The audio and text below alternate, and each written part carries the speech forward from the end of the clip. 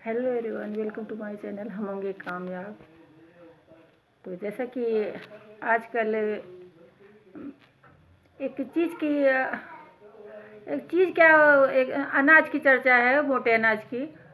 और उस पर जोर दिया जा रहा है कि मोटे अनाज का सेवन किया जाए, क्योंकि अन्य अनाजों की तुलना में मोटे अनाज कहा जाए ज़्यादा पौष्टिकता वाले होते हैं। तो मोदी जी ने भी अपने वक्तव्य में ये कहा है कि मोटे अनाज ज़्यादा से ज़्यादा लोग खाएं और उनका उत्पादन किया जाए। और मोटे अनाजों को श्री अन्न का नाम दिया गया है। जैसा कि मालूम होगा लोगों को, तो मोटे अनाज जैसे अब बिल्कुल मिलना बंद ही हो गए थे। और यही गेहूँ चावल, अब मेरी इतनी उम्र हो गई है तो मैं भी अब मोटे अनाज, अब चूँकि लखनऊ में ये जन्म हुआ है तो गांव से ज़्यादा कोई लिंक नहीं रहा। तो मुझे मोटे अनाज में केवल पता है वो बाजरा और मक्का। और मोटे अनाजों में जो क्या जिसे पढ़ा है तो उसमें पता है रागी और क्या और भी मतलब कई अनाज होते हैं, उनको तो मैं जानती ही नहीं, कि न कभी देखा है मैंने। कोदो और काकुन, सामा, यही सब, लेकिन मैंने जो है देखा नहीं है। तो अब जैसे जाड़े में जैसे है मक्का का आटा खरीद लाती हूँ, तो वो जो है रोटी वोटी बनाती हूँ। और जैसे डायबिटीज़ वालों को गेहूं का जैसे कहा गया है कि आटा ज़्यादा नहीं सेवन करना चाहिए। तो मल्टीग्रेन लोग जो है आटा इस्तेमाल करते हैं।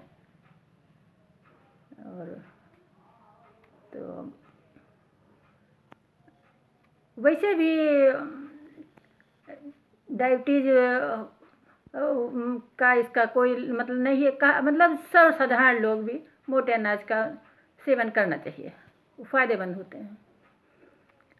और जैसे अब बहुत लोगों को गेहूं में जैसे ग्लूटेन होता है, वो नहीं सूट करता है, तो वो जौ की रोटी, मक्की की रोटी आदि खा सकते हैं। और मोटे अनाज उसमें जो है विटामिन, कैल्शियम, ये सब जो है प्रचुर मात्रा में। अब मोटे अनाज का मैं मतलब जिक्र कर रही हूँ तो मुझे याद आता है कि जब हम मतलब छोटे थे बच्चे, तो नानी उसका बाजरा मतलब पिसाती थी, तो उसकी रोटी चूल्हे पर बनाती थी।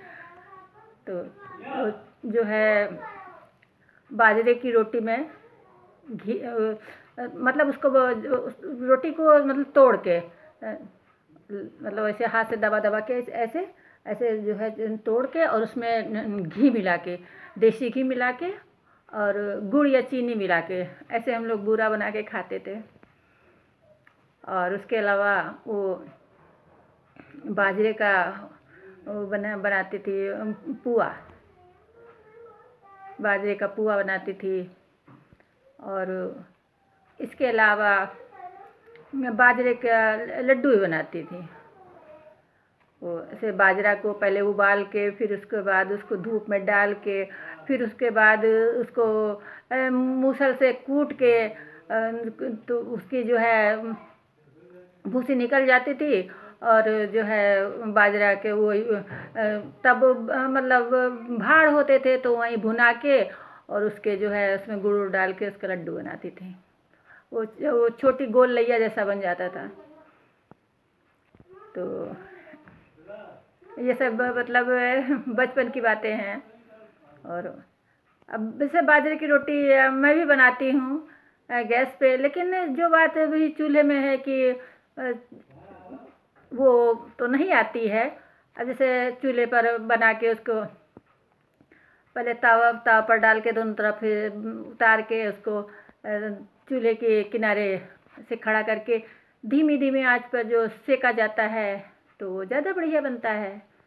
और मोटी रोटी वैसे भी जो है बनाने को तो गैस पर बन जाती हैं, लेकिन वो बात नहीं आती है। तो ये तो हो गई मोटे अनाज की बात।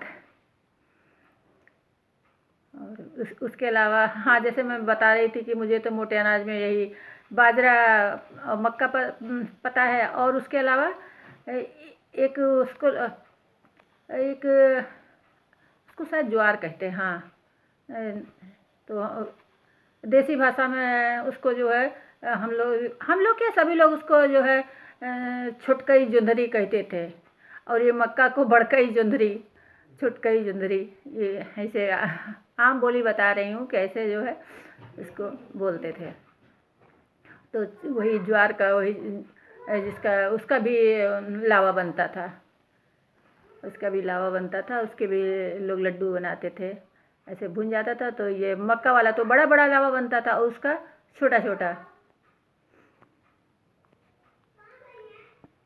तो अब ये है कि अब जैसे मैंने बताया कि मैं बहुत मोटे अनाज को मतलब देखा ही नहीं है, तो मैं मतलब कहाँ मिल सकता है, कहाँ मैं देखूं। जैसे सावा, कोदो, काकुन और भी उसके अलावा जो मोटे अनाज होते हों मुझे नाम भी नहीं मालूम।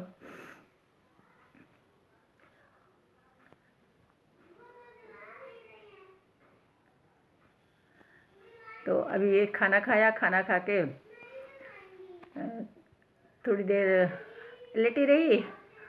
और जैसा कि मैं कभी कदा बोल देती हूँ कि हाँ, नींद तो आती नहीं, न रात में ही और न दिन में ही। खैर, तो अब थोड़ी देर लेटूँगी, फिर बाहर जाऊँगी, धूप में बैठूँगी 2-4 मिनट, 10-15 मिनट, तो उसके बाद फिर अंदर आऊँगी। ज़्यादा देर बैठने वाला भी नहीं है, धूप तेज़ होती है, लेकिन यह हवा चलती है तो बैठा जा सकता है, लेकिन कोई कितनी देर बैठेगा धूप में। तो यही क्रम चलता रहता है।